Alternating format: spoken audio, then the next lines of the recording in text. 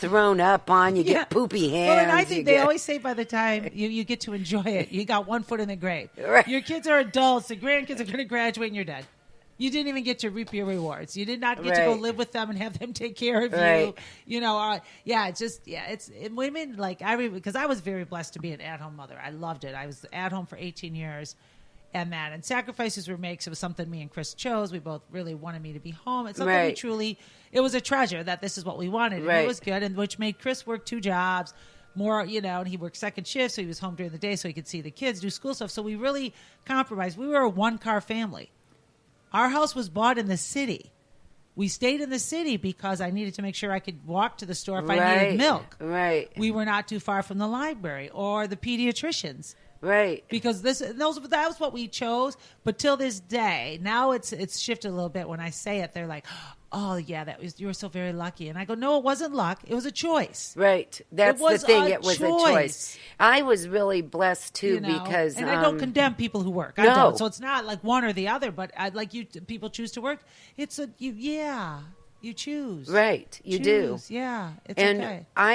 I was really lucky, too, when the kids were little. I didn't have to work full-time. Yeah. I taught aerobics and worked at gyms, and they came with me. Yeah. And they stayed in the daycare. Yeah. I was only there for 3-4 hours at the most. Yeah, that's until they got older, and then I did have to work full-time. Yeah, and I was involved in stuff, so I was a member of the PTA, so I did stuff without my kids, and on baseball, I got to coach them and that, but it was a choice we chose.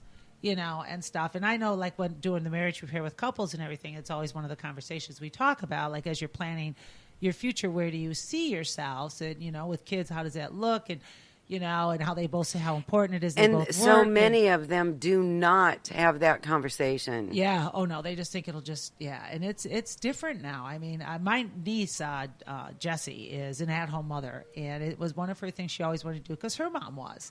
And that she says it's something I really want to do. And they sat down and they really gave it some thought. And, because of, and she has her early childhood degree. I don't think it's a license, but anyway, that's what she graduated her bachelor's in and stuff. But she's like, for the time I'm away, paying a sitter until they're ready for school. Why? And that. And then the stress level of that. Too, so I'm dropping them off at the daycare. Right, and it's somebody else raising your kids. They're going to not be how they would be if you raised them. Yes. Yeah. My little granddaughter, that's not even a year old yet, gets to spend 3 days a week with her other grandma because she has a daycare. So there's other kids there. Right. I mean, that's the best of both worlds. Yeah, that is. Yeah. And Mike gets to spend one whole day with her because he's off on Thursdays and Christine works. Oh, that's very nice. It is. That's the bonus, and that's the fun part about being a grandma. You're not don't have to be the daycare. It's your choice. Right. This is what you want. Yeah, very cool. That is very cool. I think family. And I used to. That was the other thing. I was an at-home mother, but at the same time, I babysat. That's what it was called back then. Right. Is you babysat, and so people would drop their kids off to me with my kids. And I babysat, and you didn't have to pay government dollars. There was no Child Care Credit Act at that time. There was none of that, and that. And I just got paid hourly, and they would bring snacks. If they brought snacks, they had to bring them for everybody because I wasn't going to fight that game yet, or whatever. And it worked out really well. So I did have a little bit of an income, but it was just adding a child to my family in a sense, and stuff. But which was probably good for your kids too. Yeah, to be that it taught them to socialize. Yeah, nowadays it's mentioned being a 1-car family to somebody and they flip right out. Oh my gosh, yes. Say what? Yeah, how does that work? And I go, yeah. You know what? Yeah, you what? You walk? Oh, and they go, I can't live in the city. And I goes, no, you choose not to live in the city. So it's okay. When I was growing up, we had 1 car for a long time. Yeah. And then, well, my mom didn't drive when I was really little, but then after she got her license, she would take Dad to work so that she could have the car. Yeah. Yes, that's something. How it's just such a different world now. Wow, I never even thought of that before. Yeah. And then you go into bigger cities, and you have people like in Chicago. You have people they who have don't even no own cars. They just get on the bus. When I lived in Davis, California, I had no car. You just use the bus. And I rode my bike, right? Yeah, bike or bus. That's how you get around. And and if worst comes to worst, you do call the Uber now or the cab or whatever. But the bus could take you pretty much anywhere you need in the city. Yes. We have good busing in Bay City. We do. But and I often think I should. Because I know our bus goes to the Bay County line. I know it does that, and I'm like, then I got to switch buses. I don't even know where that is. Right. Yeah, you know. I know that I see the buses come down the street Yeah. because the bus thing is down here. Yeah, you know, but yeah, it's just a different time. You know, It is. Yeah, I'm glad I'm not. I'm still a parent, but I'm glad I'm not raising kids. Yeah, I really am. I ditto to that. Although the parents that do have they're handling it. They're doing a good job, but I think they're stressed. I think they're a lot more stressed than we were. Well, and you know, like we were just where I work and stuff. There's a lot of young moms. You know, not young as in age, but their kids are young. You know, and stuff like that. So it's not like they're 18 or 20. They're, you know, master's degrees. You know, stuff like that. So it's not about degrees, but they've been in college, you know, or whatever. But it's just like I don't want to say they worry, but there's so much shit to worry about now. Right. Like. You know, like, I mean, I am just stunned that a kid before they go to kindergarten has to be reading and all these things. And I'm like, what? So they start pressuring them when they're that little. Yeah, I think my kids, wasn't it tying their shoes, I think was a big thing. And then they came up with Velcro. I goes, bonus. You're going to kindergarten. We got Velcro. You passed. You know, but I mean, there was just some simple things. They really wanted you to, so they knew their address. Right. Or their phone number, just to start to... But it was really more socialization a little bit, and they learned things, but they started to learn to read in first grade. Right. And now it's like, no. I mean, you got kids that are speaking a second language going into kindergarten, and it's but pressure. That's good, though. Yeah. That's the time to teach a second language because then that brain is sucking it all in. Yeah. That's a perfect time for that. I think just that kind of pressure to stay. And it's not keeping up with the Joneses. It's just... You know, it just is an interesting thing. More kids do. Maybe more it's part of our evolution. Yeah, maybe. Maybe that's how it is now. Yeah. I think my mom would say the same thing about how we did it, you know, how we didn't have that, you know, and that stuff. But I know. It's just, and we were talking about weird. Like the whole peanut allergies, because now, do you know, they were telling me this about schools, like, you cannot bring in any peanut thing ever to some schools. Like, because of the peanut allergy. So you cannot bring... Yeah, like if you are eating, like you cannot walk in eating the last of your granola bar. No. Nope, it does not know. And I'm like, oh. I go, do they have bake sales? And nope, some schools don't even allow that. You can't bring some of them don't let you bring a lunch anymore. They provide it just because of all the allergies. They share that if the kid shares. Yeah, and that. And why I don't remember anybody ever being allergic to peanuts. Me either, and it's a huge thing now. That's so weird. Isn't it? Yeah, just how things evolve. And I just like, oh, did people die from it? Is it part of our evolution, too? That, or I always wonder if it's not part of that, but I wonder, like, I go this route. This is my scientific thing. I just kind of think there's so much shit in our food. That they have developed more allergies. Yeah, that's not really peanuts. It's the stuff that makes the peanuts grow. That makes something in our bodies. Just I wouldn't doubt that. You know, I think that's a good theory. You know, I know. Dr. I'll Mitzi, second that Dr. theory. Mitzi and Dr. We got it, Dab. We got it. We're going to write a book. We are allergic to all the chemicals in our foods. Yes. But I do. But you know, when you eat clean, don't you feel better? Oh, yeah. Like I started to research the stuff where it says enriched flour.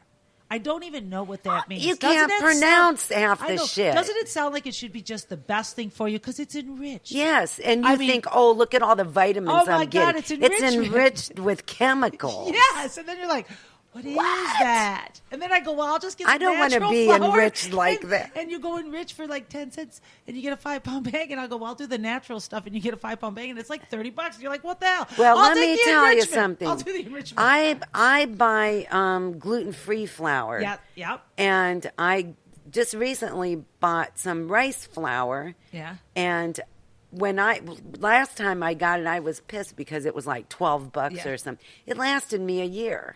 Oh, good. Well, because I don't bake. You know, I just use it for like thickening stews. You know, when you brown the meat, how you put flour on it and stuff like that. And so when I was dumping that other thing in there and it was $9.95, I went, well, that's less than $1 a month. I'm okay. Okay. If you look at it that way. But it didn't have any stuff in it that you can pronounce. Right, like you go to other countries and they don't have that enrichment. No. It's the real shit. The poor countries don't have the enrichment. Yeah. You're right. But it's so true. Yeah. So are we going to talk about love? We are going to talk about love. Give me an L, give me an O, give me a V, give me an E. Love. Yeah. And it is, love is a weird thing. And it should be celebrated more than just on Valentine's Day. Right. I agree. So what is the most tender thing that anybody ever did for you? It doesn't necessarily have to be on Valentine's Day. Oh. Like that when it just melted you. I don't know. That's a great question. I got to think about that. I don't know. I don't. I know I used to always love this when I got sick.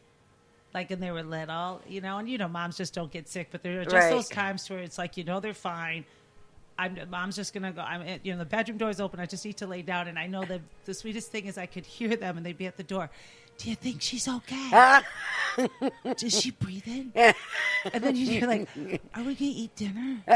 Should we just have cereal? And you're just laying in that bed going, oh God, just figure it out, please. But how, they're like, let's go get her some water. And those little tiny voices. Yeah. Let's bring her some water.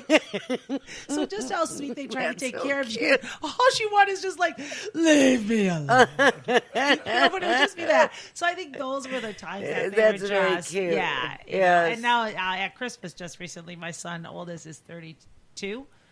God, that's a big number to say. Yeah. Which means I am only 40-some. I had him when I was 12.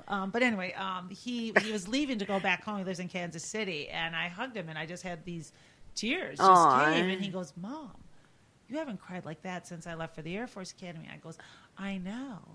And he goes, you okay? And I goes, yeah. I goes, but I am now looking at a man that... Right. All of a sudden it just really kind of hit me that I am not going to be the only woman in his life. Right. There's another woman that's going to take priority. Not, you know what I mean? And it's not a competition, but it just really hit me that, kind of like my job is done in a sense. It was, yeah. I goes, all right, you need to just go. And then I just get this text. He goes, I cried too, Mom. So Aww. Yeah. Aww. Anyway, my son and I both cry, the one that lives in California, every time we see each other and every time we leave each other. Just that weird, So the tenderest thing that ever happened to me. You're good. And it's with my child, too. Yeah.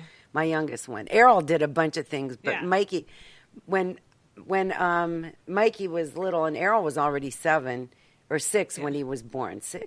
I can never remember if he was 6 or 7. It doesn't really matter. And I used to say to Mikey, do you want me to hold you? Because he'd be going, do you want me to hold you? And he'd say yes, and I'd pick him up and hold him. And one day he came to me and he said, Mommy. I said, what? And he goes, hold you. Aww. It was so cute. Yeah. That was with those little hands that still had the dimples in them. That was the cutest thing. That melted me. Yeah. Yes. I know Chris did probably some very tender things. I just can't recall. Do you know what that is? My husband is very nice. Yeah. Chris he does nice things. I think when we were dating, he did some tender things. Yeah. I get more surprised from Chris, stuff like that, but not on a Valentine's Day. Yeah. You know what I mean? It's just like these random acts of love. And those mean so much, right? And stuff. I used to leave him notes in his lunchbox all the time when he was working. I'd write him notes all the time. And one time I'll never forget it. And he's such a manly man kind of thing. And I sent him flowers to work. Oh, my God. He goes, what the hell are you doing? So flowers, I have to hide his image. Yes. I had to hide it in my locker. I work in a shop. What are you doing? We don't take flowers. And I'm like, so sorry. I thought it was such a cool thing. I goes, thought you were the guy that would be like, look what my wife said. Right. He goes, no. I'm not that guy. Don't do it again. I'm like, all right. Oh, whoops. Yeah. That's funny. Yeah. I'll tell you, one of the biggest, grandest gestures were those freaking long-stemmed roses. Yeah. And then he was like the scum of the earth. Yeah. What?